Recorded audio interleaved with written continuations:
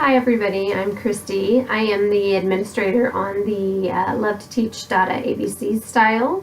I just wanted to come on and do a quick video on some various props that I use, hoping that we can add it to our repertoire, all of us that have been giving each other hints and things like that. So I'll go ahead and start off and give you some ideas of what I use in the classroom. First off, when we are allowed to give the stars to the kids when they do something correct or just congratulating them on a job well done, we click the stars at the bottom of the screen in the classroom. And again, your goal is to give them all 5 before the end of the class. But when I do that, along with that, I typically made these stars and just put happy face on it. One says thumbs up and one says great job. And so when I click it, I typically bring it into the camera, things like that. I've had students that have made their own, so when I give a star and show it, they also do that, so they love that. In addition to that, in the middle of the lesson, a lot of times I have these little sticky notes that I have glued onto popsicle sticks. Popsicle sticks are a great tool to use for anything pretty much. So I'll say, I just love you, or I just love that answer, or something like that. Toward the end of the lesson, when it's time to go, I'll pull this up and say, I'm so sad, it's time to go, and things like that. These are good also for like a lesson on feelings. You can draw those out too. So I do use those. Along with those, I typically, in the beginnings, I've been with Dada since December, and I just signed my second contract with them. And I've had the same 3 students since the beginning, but we have sticker charts. So each student has their own sticker chart. And I have loads of stickers just from the classroom, but now when I go to the store and I see them, I kind of have Dada in mind, and so I typically purchase some that, characters that I think the kids may like. Once you get regular students, you'll learn their interests, but even for trials, you just have a variety of things. So one of my kiddos, he's 11, and I let him pick. Sometimes I don't give them all the options of my stickers. I'll just pick one. For example, one day might be just dinosaurs, and he can pick one. My Zoe, she likes Cinderella and princesses, and Emily, she loves princesses, but rainbows and unicorns. So these are going to be mailed off to them. The address is in our contract where to send it. I've been told to put it in one package and individually package them inside with their names on it, and maybe put their ID number to ensure that it gets to them. The other thing is, people have recommended that I take a picture of this prior to sending it, or in lieu of sending it, and sending it through the homework link. That way they can receive what you've created. After I did that, I started, using these stars, for same thing, just to be different, put stickers on them. And then what I'm going to do is send a little award, a reading award, and a little bookmark. These are things that I already had, and so I'm just going to utilize them that way, just to kind of make that connection between the U.S., the Dada teacher, and the student. Something else that I use a lot of are physical props, and I actually did not purchase these for Dada specifically. My son had a pretty deficit in language, and so I had bought these things ahead of time in packages through Lakeshore, and I'll show you that in a minute. But they've really come in handy for various lessons. But you can go to the dollar store and find a ton of things, animals and all sorts of themes at those stores. So what I've done though is I've stacked up these little bins, and I have 3 more on my desk, but I've just kind of labeled them by topic. So there's animals in here, food. I have one miscellaneous, things that go like cars, trucks, trains, and I have one for sports. So they've actually come in handy, but if you have kids and you just, sometimes when you're going around the house before you dump it out or donate it, sometimes after a while you become like, oh, I can use that for my Dada class. So anyway, so for example, if we're talking about food, I can bring up this ice cream and say, take a lick, or what's your favorite, or things like that. Lately in my class, one of our classes, we've been going shopping and adding up prices and a list, and so there's various things, but it creates for great topic, great conversation. I will give you an example of using your kiddos' toys if you have kids. My daughter had My Little Pony things a long time ago, and before we got rid of things, she had a little cake. And so if it's their birthday, we'll sing. If it's something, I've had a few birthday cakes on lessons, so we'll sing, blow out the candles together, things like that. So that is an option for props. Another piece that I use on a daily basis is these flashcards. These flashcards, again, were not bought for Dada. It was for my son years ago. But I will say, it was pricey. I forget how much these were exactly, but I bought it through Lakeshore Learning Center, and you can buy it online. We have one in our city, but they have various topics. And this one has furniture, children's toys, outdoor items, home items, kitchen items, school items, animals, clothes, colors, and then there's food. And just to give you, show you a little bit about what they look like, they're real life pictures. So, lately I've done a lot of lessons on hamburgers or cheeseburgers. So they have the picture, and sorry if it's fuzzy, and then they have the vocabulary word on the back. And so as you can see, they're just really vibrant pictures, and so that is something I use on a daily basis. Manicam is definitely popular in the Dada world, and I too jumped on that bandwagon, and I'm still learning the ropes of it, and I've used it a few times.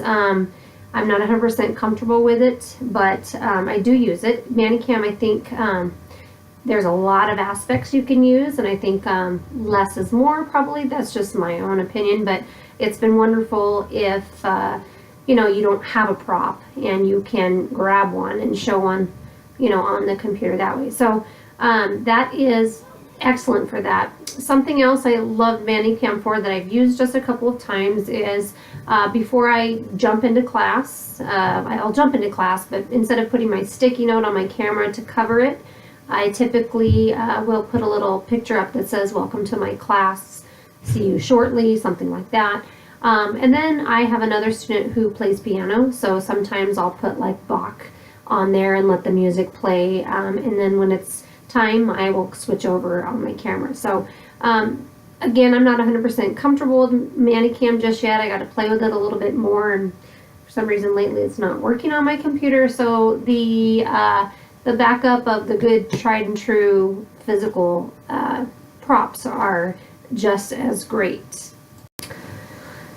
Along with any flashcard, these are wonderful. Dollar Store has a ton on colors and numbers and adding and ABCs, so flashcards are great. You can make them too. And in the beginning of Dada, I didn't have certain props, and so I used sticky notes for new vocabulary and just kind of put it close to the camera, and that worked just as well. And when I noticed that I had similar lessons or lessons that you would repeat or continue but use the same vocabulary word, I would put those sticky notes up there, and so that was a great prop too. For those of you teachers that have a ton of bulletin board letters and things like that, and even if you're not a teacher, again, Dollar Store has great letters for borders for bulletin boards, but they're wonderful for introducing letters. So I don't know if this is backward or not, but like this is for my bulletin boards, but letter A, it's just a little different from a flashcard, so changes it up a little bit. There's these little ones, sparkly, You can use when you're introducing letters, you can have simple letters on these circles. So if you're a teacher or not, and you just want to, especially if you have things, try to use things that you have. But if you don't, Dollar Store has those too. So changing up those letters, you can use those bulletin board concepts. Speaking of letters, when you're spelling or you're doing phonics, things like that, these magnetic letters are wonderful. You can get the magnetic board, or you can simply get a cookie sheet. I know a lot of people use the cookie sheets, and they work wonderfully. So magnetic, so you can move them around and kind of engage the kids a little bit on that, and it's great for blending as well. When it comes time to animals and visuals and things like that, again, in the classroom, I had a lot of writing prompt pictures, but again, you can use magazines. I had a subscription on the National Geographic, so I just grab some of these sometimes, and we talk about, these are great for like talking about captions or headings or things like that. And if you can, recently we've been talking about articles, so you can show examples of that. But you can take magazines, cut them out, put them on cardstock so they're a little less flimsy or not. Put them on popsicle sticks. It's a wonderful, cheap way of having a prop.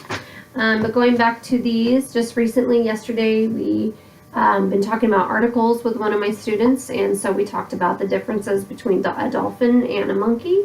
And so these visuals are real great. Again, I had them, so it is beneficial coming out of the classroom, but you certainly can do all of the same things, with anything. I mean, you really can get as creative as you'd like.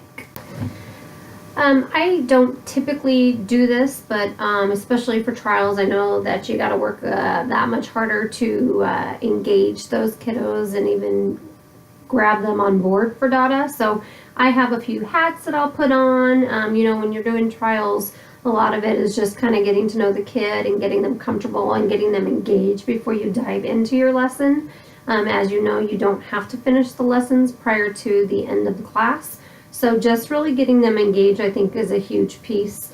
I know sometimes it feels like a circus act, but so one way is, these various hats that I have. Again, had them already. If you have felt hats, you can stick stuff on there. So that is one thing. Something else that I have that, again, coming from the classroom, but these are just ideas. For every holiday, I typically have, a hat. So for holidays, I'll put them on. Sometimes some of the kids don't get it because they don't celebrate the same holidays we do in the U.S. So, but this is another funny one. This lights up. These are more, again, I think I've probably used this in the last 7 months, maybe twice. So, not something I use on a daily basis for sure, but it lights up. It's fun. You can take this as simple as colors. You can take this as simple as, like a cylinder. You can take it as simple as, like I did a lesson yesterday on and off, So we can simply, because I can't get to my light fixture, I can simply just on, off, things like that. So you really can be as creative as possible, like I said. So sometimes I do these for holidays, or like I said, for the trials. I typically don't have trials just because I have my own kids, but on holidays, if my kids are gone and on leave, then I do have trials, and I definitely bust out all the stops during that time. Another popular item to have on hand for sure, and I do use often, are puppets or stuffed animals. Honestly, I do not have a lot of puppets, and so I raid my kids' room sometimes and just grab what they have. It really doesn't matter. The kids don't care. They like it either way.